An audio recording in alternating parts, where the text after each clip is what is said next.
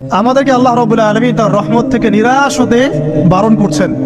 যে যত পাপ করেছে জীবনে, যদি একটা বার কেউ যদি আল্লাহ পাককে মন থেকে ডাকে, চোখ দিয়ে ঝরঝর করে পানি পড়ে, আল্লাহ পাককে বলে, সেজদায় গিয়ে পড়ে আল্লাহকে বলে রব্বিক ফিরলি, আল্লাহ আমাকে মাফ করে দাও, তার মনের মধ্যে যদি সততা থাকে, মন থেকে যদি সেই কথাটা বলে থাকে, আল্লাহ পাক শুধু তাকে ক্ষমাই করবেন না, তার সমস্ত গুনাহগুলোকে আল্লাহ নেকি দিয়ে পরিবর্তন করে দেবেন।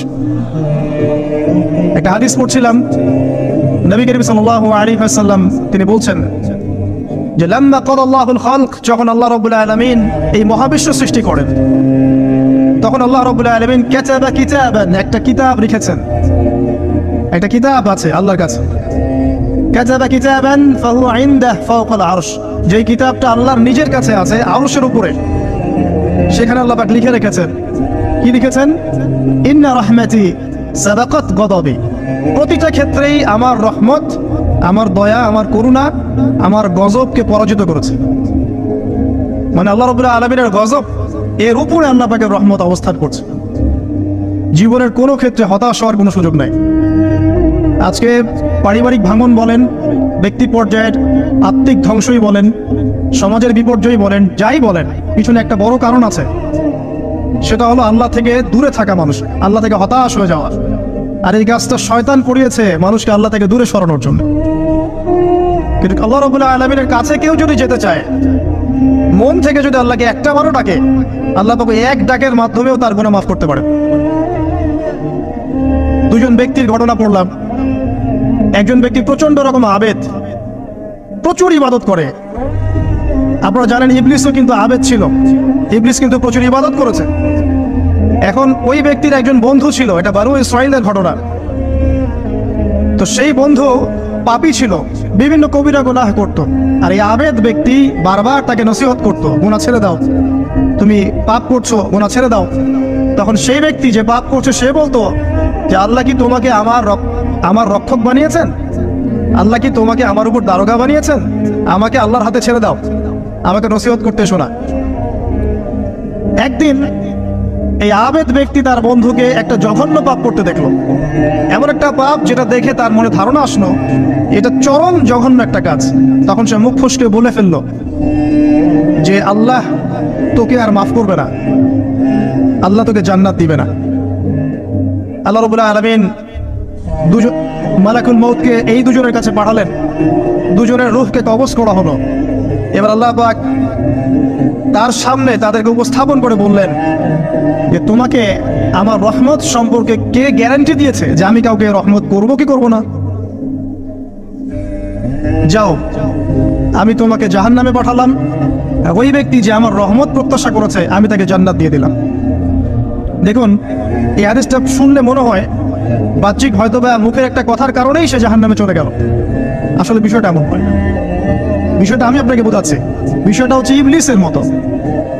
ইবলিস কিন্তু শুধু মন থেকেই বলেনি যে খলাকতানি মিন নার ওয়া খলাকতাহু মিন তিন, আমি কেন তাকে সিজদা করব আদমকে? আদম তো মাটির তৈরি আর আমি তো আগুনের তৈরি। এটা ইবলিসের শুধু মৌখিক স্টেটমেন্ট ছিল না, কারণ কি ছিল? আবা ওয়াস্তাকবার, সে উদ্ধত হয়েছিল, অহংকার প্রদর্শন করেছিল। ভিতর থেকে ইন্টারনালি সে অহংকারী ছিল, সে আন্ডারএস্টিমেট করে কথাটা বলেছে, শুধু মৌখিকভাবে বলে নাই। কিন্তু ঠিক এই ব্যক্তির ঘটনা এমনই, সে মন থেকে অহংকারী হয়ে উঠেছিল, যদিও বা সে আবেদ ছিল। এখানে আমরা যারা প্র্যাকটিসিং মুসলিম হওয়ার চেষ্টা করছি, আমাদের জন্য এখানে নিদর্শন আছে। অযথা নামাজ পড়েই ভেবে বসবেন না যে অনেক কিছু করে ফেলছে, এক চিল্লা দিয়ে মনে করে ফেলবেন না যে দিনের জন্য অনেক কিছু করে ফেলছে। একটা হজ করেছেন, উমরা করেছেন, সিয়াম রেখেছেন, দিনের জন্য দান সদকা করেছেন, একটা মাদ্রাসা মসজিদ করেছেন, ভেবে বসবেন না আপনি সব অনেক কিছু করে ফেলেছেন এবং অন্যরা সব ককরোচ তেলাপোকা, ওরা জাহান্নামে যাবে, এমনটা মনে করবেন। জানি না আমরা যে কার আমলের কতটুকু আল্লাহর কাছে কবুল হচ্ছে।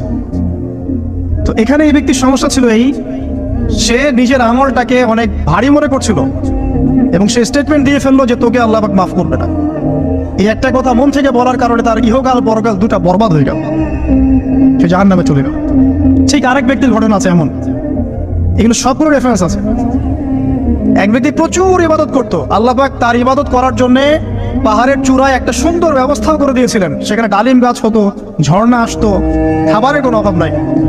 হাদিস এসেছে 500 বছর সে ইবাদত করেছে। কত বছর? কিয়ামতের মাঠে এই ব্যক্তির অবস্থা এমন হবে, তাকে জান্নাতে প্রবেশ করানোর জন্য নিয়ে যেতে বলা হবে, যাও আমার রহমতে জান্নাতে চলে যাও। আল্লাহ পাক তাকে এই কথাটা বলবেন। কিন্তু এই ব্যক্তি বলবে আমার আমলের কারণে, আল্লাহ পাক বলবেন আমার রহমতে জান্নাতে চলে যাও। ব্যক্তি বলবে আমার আমলের কারণে। আল্লাহ রাব্বুল আলামিন তখন তাকে দেওয়া সমস্ত নেয়ামতগুলোকে এক পাল্লায় করবেন, আর তার সমস্ত আমলকে আরেক পাল্লায় করবেন। তারপর দেখা যাবে আল্লাহর সমস্ত নেয়ামত তার একটা চোখের সমান হয় নাই। কথা কি বুঝতে পারছেন? একটা চোখের যে নেয়ামত আল্লাহ পাকের, সমস্ত আমল ও 500 বছরের ইবাদত এতটুকু হয়নি। তারপর তাকে বলা হবে ওকে জাহান্নামে নিয়ে যাও। এবার জাহান্নামে যাওয়ার সময় সে বলবে আল্লাহ তোমার রহমতে আমাকে মাফ করে দাও। তখন আল্লাহ পাক তাকে আবার ডেকে নিয়ে আসবে, বলবেন যে তোমাকে যে আমি ইবাদত করার জায়গা করে দিয়েছিলাম, এটাকে তুমি নিজে করেছো না আমি করেছি? সে বলবে আপনি করেছেন। তোমাকে যে আমি সৃষ্টি করেছিলাম তখন কি তুমি কোনো আমল করেছিলে? বলবে না। তাহলে তোমাকে যে সৃষ্টি করেছি আমি, এটা কি তোমার আমলের কারণে? না। তোমাকে সারা দুনিয়াতে এত নিয়ামত দিয়েছি, এটা কি তোমার আমলের কারণে? সে বলবে না। তখন তাকে জান্নাতে প্রবেশ করানো হবে। কিয়ামতের মাঠে এমন অনেক ঘটনা ঘটবে যেটা আমাদের চিন্তার বাইরে। আরেকজন ব্যক্তিকে ডেকে আনা হবে, যে ব্যক্তি একটা দুটা নয় বরং 100টা খুন করেছে। সে 99 জন মানুষকে হত্যা করার পর ফতোয়া খুঁজে বেড়াচ্ছিল যে আমার তওবা কবুল হবে কিনা। একজন আবেদের কাছে গিয়েছে। আবেদ আর আলেম কিন্তু এক জিনিস না। আবেদ মানে যে প্রচুর ইবাদত করে, তার জ্ঞান কম, সে শুধু জানে কিভাবে ইবাদত করতে হয়। আলেম হচ্ছে সে যে শরীয়তের গভীর জ্ঞান জানে, আবার ইবাদতও করে। আবার যারা জ্ঞান আছে আমল নাই, সেও কিন্তু প্রকৃত আলেম না। প্রচুর জ্ঞান আছে কিন্তু জ্ঞান অনুযায়ী আমল করে না, সেও কিন্তু প্রকৃত আলেম নন। এবার আসেন তো, এই আবেদের কাছে গিয়ে সে বলছে আমার কি ক্ষমা হবে? আমি 99টা খুন করেছি। সে বলল তোমার আবার ক্ষমা? তোমার ক্ষমা নাই। তখন এই ব্যক্তি এই আবেদকে হত্যা করে 100টা খুন পূর্ণ করলো, ওকেও সে মেরে ফেলছে। আমার ক্ষমাই হবে না তো তোর বেঁচে থাকার কি দরকার, তুইও মর। কি বুঝতে পারলেন? বর্তমান বিশ্বের উগ্র মাথার পলিটিশিয়ানদের মতো অবস্থা। আমার দেশের সমস্যা, তোর দেশ পারমাণবিক বোম্বের উড়াই দিব, মানে এরকম একটা অবস্থা।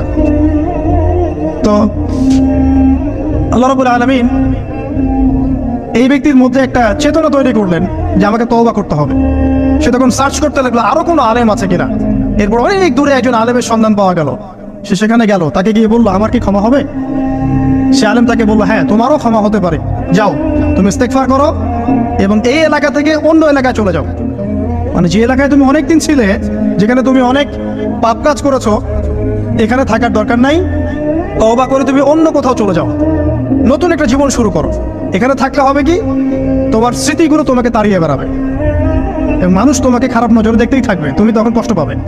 এই জন্য তুমি চলে যাও। তো চলে যেতে যেতে সে রাস্তায় ইন্তেকাল করে। এবার তার রূহ নিবে কে? এই জন্য দুদল ফেরেশতা আসছেন, জান্নাতি এবং জাহান্নামী। তাদের মধ্যে বাক বিতরটা হচ্ছে কে রূহ নিয়ে যাবে। তো জাহান্নামের ফেরেশতারা বলছেন সে এতগুলো খুন করেছে, তার রূহটা আমরা নিব। আর জান্নাতি ফেরেশতারা বলছেন না, সে তওবা করতে এসেছিল, অতএব সে আল্লাহর অভিমুখী হয়েছে, তার রূহটা আমরা নিব। আল্লাহ পাক এখানে একটা কৌশল করলেন। আল্লাহ পাক ফেরেশতাদেরকে বললেন তোমরা রাস্তাটাকে পরিমাপ করে দেখো, যেদিকে যাচ্ছিল তার পরিমাপ বেশি নাকি যেখান থেকে এসেছে ওর পরিমাণ বেশি। আল্লাহ পাক জমিনকে আদেশ করলেন হে জমিন তুমি প্রশস্ত হয়ে যাও। এবার পরিমাপ করে দেখা গেল সে তওবার দিকে আসছিল, এর পরিমাণটা বেশি। এই একটা কাজের ওসিলা আল্লাহ পাক তাকে মাফ করে দিলেন। মনে রাখবেন এটা মৌখিক বিষয় ছিল না, সে মন থেকে ভিতর থেকে কিন্তু সে আল্লাহর প্রতি অনুগত হয়েছিল। এই মনের বিষয়টা আল্লাহ ছাড়া কেউ জানে না। আপনি দেখতে পারেন সমাজে অনেকে দাড়ি টুপি পাগড়ি জুব্বা সব লাগিয়ে ঘুরছে, তো বিশ্বাস করেন তাদের মনটা এমনও হতে পারে যে জানোয়ারের চেয়েও কুৎসিত, তেমনও হতে পারে। আবার আপনি দেখবেন সমাজে এমন অনেক মানুষ ঘুরছে যারা হয়তো অনেক পাপে লিপ্ত মনে হচ্ছে, কিন্তু মনের মধ্যে সততা আছে। আর যার মনের মধ্যে সততা আছে আল্লাহ বা কোনো না কোনো দিন ইনশাআল্লাহ তাকে হেদায়েত দিবে।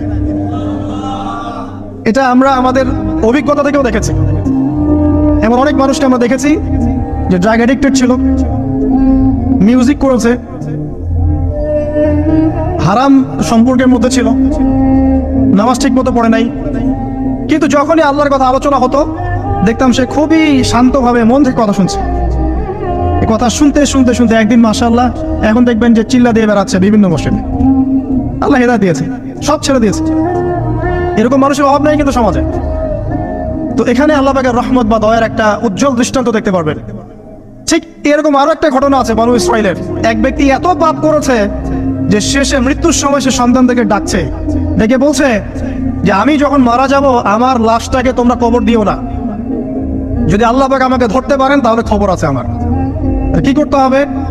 সে বলছে যে আমার দেহটাকে তোমরা পুড়িয়ে ফেলবে এবং পুড়িয়ে ফেলার পরে ছাইগুলোকে একত্রিত করবা, করে অর্ধেক ছাই সমুদ্রে ভাসিয়ে দিবা, অর্ধেক ছাই বাতাসে উড়িয়ে দিবা। সন্তানরা তাই করলো। মৃত্যুর পর আল্লাহ পাক এই সমুদ্র এবং জমিনকে বাতাসকে আদেশ করলেন যে তোমরা ছাই জড়ো করে দাও। আর মানুষ আর জিন আল্লাহর কথা না শুনলেও এই প্রকৃতি আল্লাহ পাকের কথা শোনে। বিজ্ঞান বলে প্রকৃতি থেকে সব হচ্ছে। কি প্রকৃতি? প্রকৃতি কি, কাকে বলে? মানুষকে আল্লাহর ইবাদতকে বাদ দিয়ে এক প্রকৃতি পূজায় নিয়ে গেছে। এই পুরো প্রকৃতি আর মহাবিশ্বে এক আল্লাহর ইবাদত করে। কে সৃষ্টি করলো প্রকৃতি? প্রাকৃতিক ভাবে হয়েছে সবকিছু বলে, আল্লাহ থেকে হয়েছে বলা যাবে না। বললে আপনি মৌলবাদী হয়ে যাবেন। আল্লাহ শব্দ ইউজ করলে আপনি মৌলবাদী হয়ে যাবেন। ধর্মতাত্ত্বিক শব্দগুলোকে আস্তে আস্তে উঠিয়ে দেওয়া হয়েছে। দেখবেন যুক্তি, বিজ্ঞান, দার্শনিক শব্দগুলোকে আনা হয়েছে। এটাও টেকনিক্যালি করা হয়েছে। কোন সেকুলার মিডিয়াতে আপনি দেখবেন না ইনশাআল্লাহ বলছে। ইনশাআল্লাহ প্রমাণ করবে যে আপনি আস্তিক না নাস্তিক। তো প্রকৃতিকে আল্লাহ পাক আদেশ করলেন এই সমুদ্র ছাই জড়ো করো, এই বাতাস ছাই জড়ো করো। তারা ছাই জড়ো করে দিল। এই ব্যক্তিকে বলা হচ্ছে তুমি জীবিত করে, আল্লাহ পাক বলছেন তুমি যেই কাজটা করেছিলে, লিমা ফাআলতা হাদা, তুমি এই কাজটা কেন করেছো? তখন এই ব্যক্তি উত্তর দিচ্ছে মিন খাশিয়াতিকা ইয়া রাব্বি ওয়া আনতা আ'লাম। হে আল্লাহ, আমি আমার বুঝে যা এসেছে আপনার ভয়েই আমি এই কাজটা করেছি, আর আপনি খুব ভালো করেই জানেন যে আমি আপনার ভয়ে করেছি নাকি অন্য কোনো কারণে করেছি। মানে আপনি আমার মনের কথা জানেন। আল্লাহ পাক তাকে মাফ করে দিলেন। আপনাদেরকে আমি সেই ব্যভিচারী মহিলার কথাও মনে করাই, যে ছিল একজন প্রস্টিটিউট মহিলা, পতিতা, যেটা আমরা বলি সমাজের ভাষায়। যদি এখন নতুন শব্দ এসেছে সেক্স ওয়ার্কার বা যৌনকর্মী, এবং এগুলোকে আমরা এখন প্রমোট করছি। আমরা এখন অশ্লীলতাকে প্রমোট করছি। এই কথা বলতে আমাদের বুক কাঁপা উচিত নয় যে আমরা এখন অশ্লীলতাকে প্রমোট করছি। আমরা এখন কাপড় খোলার সংস্কৃতি থেকে যাচ্ছি। যে কাপড় খুলে দিয়েছিল ইবলিস। ইবলিস আমাদের বাবা মার কাপড় জান্নাতে খুলে দিয়েছিল, এটা কি জানেন? ফল খাওয়ার পরে এই ফল খেতে কে প্রলুব্ধ করেছে? ইবলিস। গাছের কাছে গিয়ে ফল ভক্ষণ করার পর সর্বপ্রথম আমাদের পিতামাতার গা থেকে কাপড় খুলে পড়ে গেছে। আমাদের পিতামাতাকে মহাবিশ্বে নগ্ন করে দিয়েছে ইবলিস, আর তার অনুসারীরা এই জমিনে আদম সন্তানদেরকে নগ্ন করছে এখন। অতএব এই যে একটা ট্রেন্ড এখন চলছে, দেখবেন হারাম রিলেশনশিপকে মিডিয়ার মধ্য দিয়ে প্রমোট করা হচ্ছে, মনে হয় একটা স্বাভাবিক বিষয়। কোনো বিষয় না এটা, যে কেউ জেনাই করতে পারে। জেনা পর্ন খুব নর্মাল। হালাল ভাবে যদি আপনি বিয়ে শাদী করতে যান তখন সমস্যা হচ্ছে। হালাল ভাবে যদি আপনি বিয়ে করতে যান তখন সমস্যা হচ্ছে। হারাম ভাবে আপনি যা ইচ্ছা তাই করতে পারেন, সমাজে কেউ কিছু বলছে না। এখন বলছে এগুলো স্বাধীনতা। সুবহানাল্লাহ, কোন স্বাধীনতা? স্বাধীনতা বলে কোনো শব্দ নাই মহাবিশ্বে। এই পুরো বিশ্বের সমস্ত মানুষ আল্লাহর অধীনে পরাধীন। এই বিশ্বে যত মানুষ বসবাস করছে এখন, এটা কেউই স্বাধীন নয়। না কেউ স্বাধীন ছিল, না আছে, না থাকবে। সবাই আল্লাহ পাকের দাসত্বের অধীনে পরাধীন। স্বাধীন সেই এই পৃথিবীতে যে ব্যক্তি শয়তানের তাবেদারি করে, ও নফসের তাবেদারি করে, ও তো স্বাধীন, যা ইচ্ছা তাই করতে পারে। এই যে অশ্লীলতার প্রমোটিংটা চলছে, এটাকে পারিবারিকভাবে বন্ধ করতে হবে। আল্লাহ পাক আমাদেরকে বোঝার তৌফিক দান করুন। এগুলো যত বাড়বে সমাজে মহামারী আসবে। দেখে নিয়ে মহামারী আসবে, দুর্ভিক্ষ আসবে, সমাজে এমন সব রোগ ব্যাধির জন্ম হবে যেগুলো নামও শোনে নাই মানুষ কখনো, এবং সামনে ভূমিধস অপেক্ষা করছে। এগুলো আসবে। যাই হোক, ওই মহিলা, যে ব্যক্তি একজন যৌনকর্মী ছিল, বা যেটা আমরা বলি ব্যভিচারিণী মহিলা ছিল, একটা কুকুরকে দেখেছে সে পানি পান করার জন্য তৃষ্ণার্ত। সে এটাতে মায়া করে, দয়া করে তার মোজাটাকে নামিয়ে এই কূপ থেকে পানি উঠিয়ে কুকুরকে পান করিয়েছে। এই একটা কাজের বদৌলতে আল্লাহ রাব্বুল আলামিন এই ব্যভিচারী মহিলাকে মাফ করে জান্নাত দিয়ে দিয়েছে। হাদিস এটাও এসেছে, নবী সাল্লাল্লাহু আলাইহি ওয়াসাল্লাম বলেছেন, ইরহামু মান ফিল আরদ, তোমরা সবাই জমিনবাসীর প্রতি রহম করো। জমিনে মুসলিমই থাকতে হবে, তাদের প্রতি রহম করতে হবে এমন নয়, জমিনবাসী যারাই আছে সবার প্রতি রহম করো, জাতি ধর্ম বর্ণ নির্বিশেষে। এমনকি পশু পাখির প্রতিও দয়া করো। ইরহামু মান ফিল আরদ, জমিনে যারা আছে সবার প্রতি রহম করো। ইরহামুকুম মান ফিস সামা, যিনি আসমানে আছেন তিনি তোমাদের প্রতি রহম করবেন ইনশাআল্লাহ। ইসলাম এই কথাগুলো বলেছে 1400 বছর আগে। আজকের এই বিশ্বের সো-কল্ড এই মডার্ন বিশ্বে যেখানে মানুষের রক্তের কোনো দাম নাই, সেখানে ইসলাম পশু পাখির অধিকার নিয়ে কথা বলেছে 1400 বছর আগে। কাদেরকে কি শেখাতে আসেন? কোরআন এবং সুন্নাহর বাইরে অভ্রান্ত সত্যের কোনো উৎস আছে? এখানে যা আছে তাই চূড়ান্ত। মানতে চাইলে মানেন, না মানতে চাইলে জাহান্নামে যান, কেউ তো বাধ্য করছে না। লাকুম দীনুকুম ওয়ালিয়া দীন। আল্লাহ পাকের রহমত দেখেন। আরেকটা ঘটনা আছে এমন, একটা বিড়ালকে বেঁধে রেখেছিল এক মহিলা, খাবার দেয় নাই, কষ্ট দিয়েছে। এই একটা বিড়ালকে খাবার না দিয়ে কষ্ট দেওয়ার কারণে এই মহিলাকে আল্লাহ পাক জাহান্নামে পাঠিয়েছে। এরকম কত ঘটনা আছে, এই ঘটনাগুলো হাদিসের পাতায় বর্ণিত আছে। কোরআনে কি বলছে দেখুন। কোরআনের আমি কয়েকটা পয়েন্ট আপনাদেরকে খালি বলছি, এটা নিয়ে আমি সকালে ভাবছিলাম। আল্লাহ পাক আদম আলাইহিস সালামকে সৃষ্টি করেছেন আমরা সবাই জানি, কিন্তু আল্লাহ পাক সূরা সাদের মধ্যে বলছেন ইবলিসকে, হে ইবলিস তোমাকে কিসে বারণ করলো আদমকে সিজদা করতে, যে আদমকে আমি নিজের হাত দিয়ে সৃষ্টি করেছি। আল্লাহ রাব্বুল আলামিন যে আমাদেরকে এত যত্ন করে ভালোবেসে সৃষ্টি করেছেন, এটা কি আল্লাহ পাকের দয়ার নিদর্শন নয়? মহাবিশ্বের অন্য কোন মাখলুক সৃষ্টির ব্যাপারে আল্লাহ পাক বলেন নাই খলাকতু বিয়াদাই, আমি নিজ হাতে তাকে সৃষ্টি করেছি। শুধু সৃষ্টি নয়, সৃষ্টি করার পর আল্লাহ পাক তাকে সমস্ত নাম শিক্ষা দিয়েছেন। এই যে জ্ঞান শিক্ষা দেওয়া, জ্ঞান এটা আল্লাহ পাকের সবচেয়ে বড় নিদর্শনগুলোর মধ্যে অন্যতম।